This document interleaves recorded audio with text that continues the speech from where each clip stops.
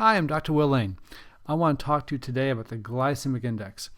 My goal is to help you understand what the glycemic index is and how using it will allow you to make better food choices that will help prevent illness, give you more energy, and age well. So the glycemic index is a rating scale of 0 to 100 for food. The higher the number, the more likely the food is to raise your blood sugar and thus your insulin levels. In the ideal world, the majority of food that you eat should have a glycemic index of 50 or less. As you research the glycemic index, you will learn about the glycemic load. The glycemic load is the glycemic index of a food times the carbohydrate content. That's actually more accurate because when you look at food, there are many things in food that affect blood sugar, including fiber, water, overall carbohydrates. And so the glycemic load actually gives a better reflection. So then why don't we use it all the time? Well, I think as you get more advanced, it's great, but at the beginning, simple is often easier to get started. And the majority of the time, the glycemic index will serve you well. So I think that's where I like to start with a majority of people. But just realize there are some holes in it. It's not the perfect way of looking at food, but it's an awfully good start. So what is insulin? And what does it do? Well, insulin is a hormone produced by the pancreas to lower the sugar. It actually transports the sugar from your blood into the cells of your body. And the sugar in the cells is what your body uses to make energy and to function. So without this extremely important function, we couldn't live. So insulin is essential for our ability to live. And so then why is it bad if it's too high? Well, like anything, there is a balance in our body, and when insulin levels go too high, it can have several deleterious health effects. One is it can actually lower the sugar too much and lead to hypoglycemia. And when your blood sugar goes low, you feel tired, jittery, irritable, and actually not feel well at all. Also, high insulin levels can lead to fat deposition on your midsection, your abdominal area, and also your internal organs like your liver. In fact, fatty liver is now one of the leading causes of liver problems and liver failure. Also, as I deal with people with chronic fatigue, I find that fluctuating blood sugar levels are a common cause. And so if you can eat foods that keep your sugar steady and avoid the peaks and valleys, it can make a dramatic difference in how you feel throughout the day.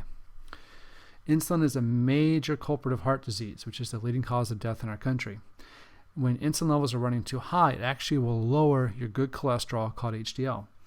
It will raise your triglycerides, the fat in your blood, and actually changes the type of bad cholesterol called LDL to one that's more harmful. Another effect of insulin is it increases inflammation throughout your body. And we now know that heart disease has a lot to do with inflammation. So this one factor alone promotes arteriosclerosis. It also is a major factor in weight gain and loss of lean body mass. And as we look at heart disease, we find that the midsection, the abdominal circumference, has become a major risk factor when it's enlarged for heart disease.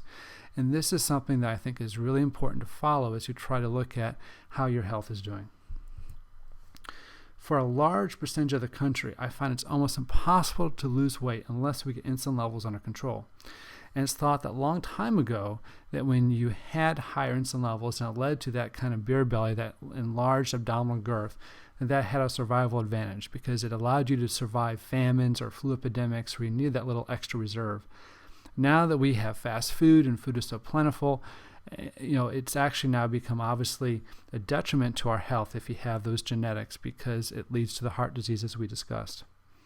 Another important factor to realize with insulin is when it's high, particularly at nighttime, it inhibits the growth of something called human growth hormone. And this is something your body releases at night to actually repair your muscles and rejuvenate your body.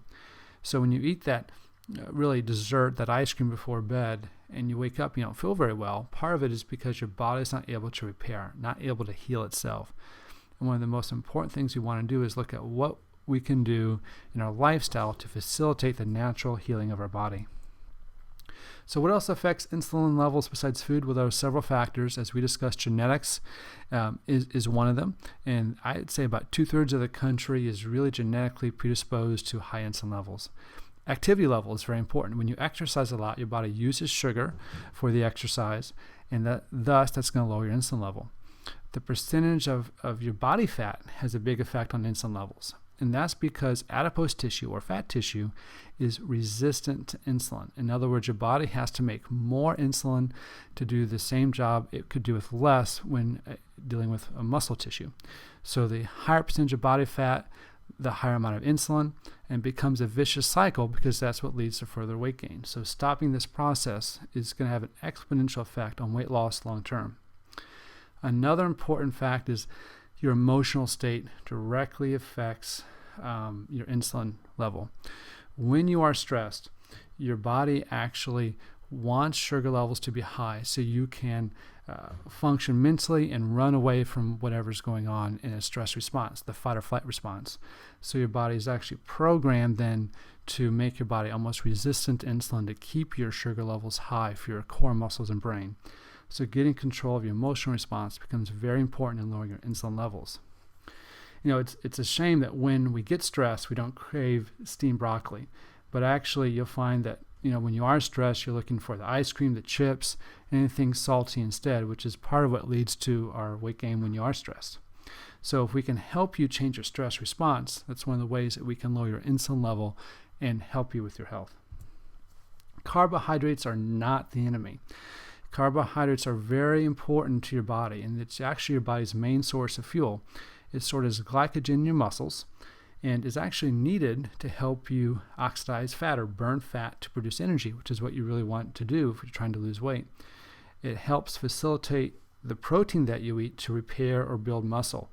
And so you really need the right carbohydrate. So using the glycemic index helps you realize that certain carbohydrates like whole grains are very essential to your health. And so we don't want to demonize all carbohydrates, which has been very easy to do in our society lately.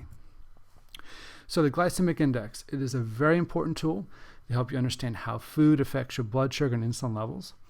And by helping you do that, you can actually achieve your goals of weight loss, prevention of your risk for heart disease, and help you age well.